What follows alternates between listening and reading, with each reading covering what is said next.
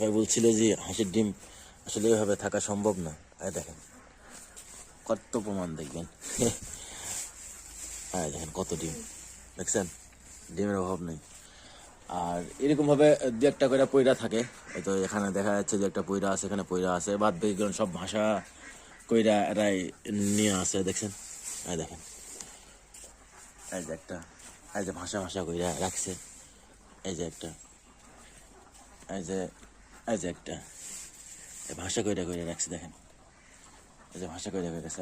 এখানে এখানে আরো বেশি, দেখছেন।